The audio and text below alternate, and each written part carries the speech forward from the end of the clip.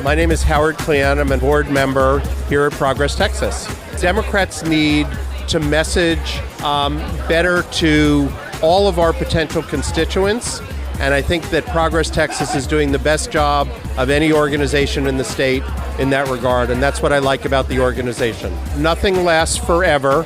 Things can change quickly, and I use as an example, in 2004, Republicans controlled everything, and in 2008, Obama won in a real landslide. We had 59 Senate seats that we had.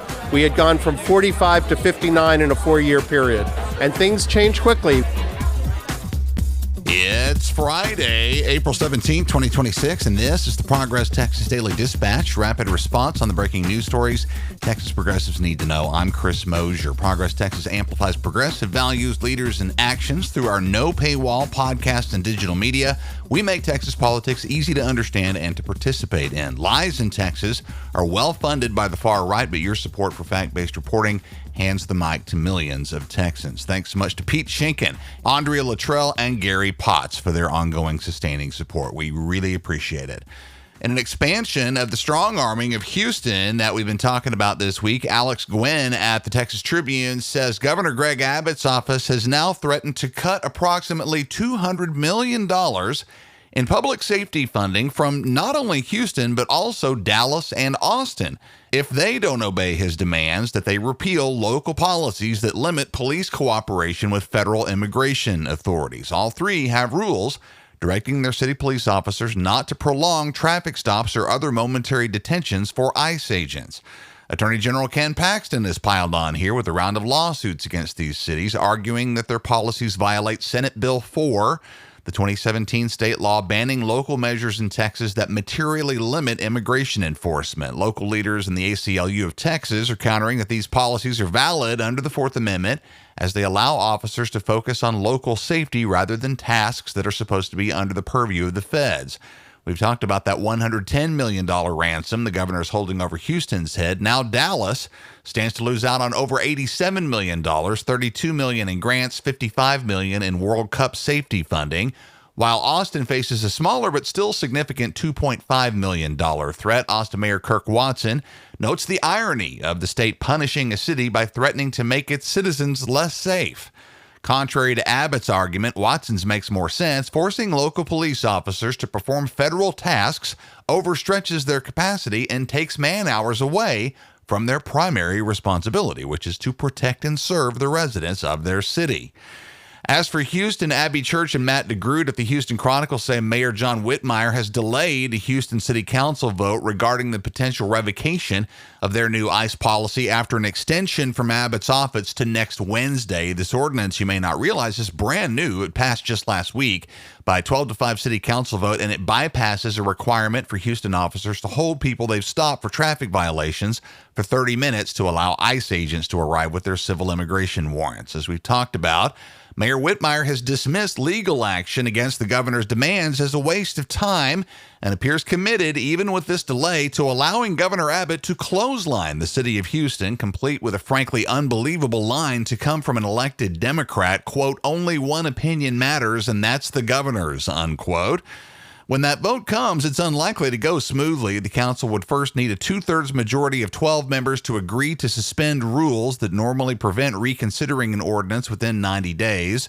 Beyond that, a simple majority of 9 members would be required to repeal Houston's ICE ordinance. Let's recall what's in play here in Houston. At the call of Governor Abbott, he's talking about defunding FIFA World Cup security of $65 million, defunding high-threat measures of $21 million, defunding anti-drone tech of $16 million. That is a massive escalation over a pretty rudimentary change to local police policy. If anyone's behaving hysterically here, it's Greg Abbott. And by the way, one wonders what FIFA officials and soccer fans around the world, many of whom are already and understandably reluctant to travel to the United States under Donald Trump's current crackdown on people from other countries, must think of this new self-inflicted embarrassment. For those folks, Governor Abbott is threatening their safety in a tiff over his and Donald Trump's ability to terrorize people of color. If it were me, I'd be skipping that trip. Michael Adkison at Houston Public Media covers reactions to all of this from advocacy leaders across Texas. Attorney Carol Rivera Nelson with the ACLU of Texas says our governor is, quote, turning his back on law enforcement, defunding public safety to punish local government for following the Constitution is not within the governor's authority under state or federal law. We urge the Houston City Council to uphold the constitutional rights of every person in the city, including all those affected by these baseless attacks, unquote.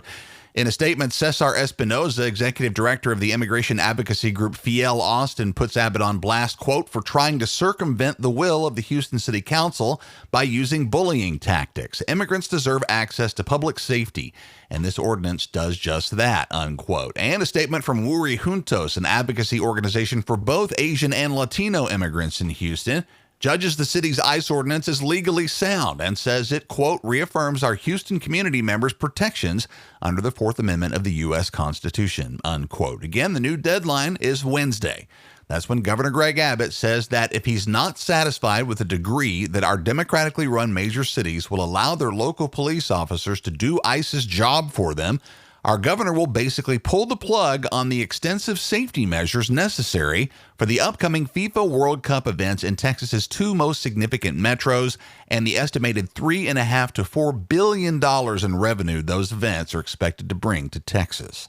So now we wait and watch. For your weekend reading list, y'all, be sure to hit the latest release from Michelle Davis at Lone Star Left. This one's a heady deep dive into the complexities of the political left in Texas, examining recent ideological tensions within the Texas Democratic Party, how different parts of it have been jockeying for position in the lead up to the November election, and a look at what's to lose if cohesion can't be established. If you're looking to get extra brainy about your progressive political proclivities, see Michelle Davis. Link is in the show notes. A quick plug here for the very cool EarthX event for this year, which is coming up early next week in Dallas. It assembles global leaders, scientists, and policymakers to discuss pragmatic sustainability for Texas, the U.S., and the entire planet. Key themes include nuclear energy innovation, circular economies, and market-driven conservation, all aimed towards the bridging of political divides and the acceleration of public-private partnerships to support a flourishing environment. Website is earthx.org. It's happening this Monday through Wednesday in Dallas at the Hilton Anatole. There are not one but two Texas elections approaching, local city-level elections on May 2nd and the statewide primary runoffs on May 26th. Early voting in the local election starts April 20th. That's in 3 days. And for the midterm runoffs, your registration deadline is April 27th. 1 week later, early voting in the runoff begins May 18th. More on all of this at our carefully crafted voting information website, govotetexas.org. And there's a nice online tool for the Texas Tribune that shows you exactly who will be on your runoff ballot based on your address and your party. See that link in the show notes. And we have not one but two live events on the calendar right now in both Dallas and Houston. Houston's first as we gather at the very cool Creekwood Grill for a live podcast taping with new Cy-Fair ISD board members to discuss their plans to reinstate textbook chapters and other learning materials that have been undermined by their MAGA predecessors. We want you there, but seating is limited and an RSVP is required to attend. This happens on the evening of Wednesday, May 20th at Creekwood Grill in Houston.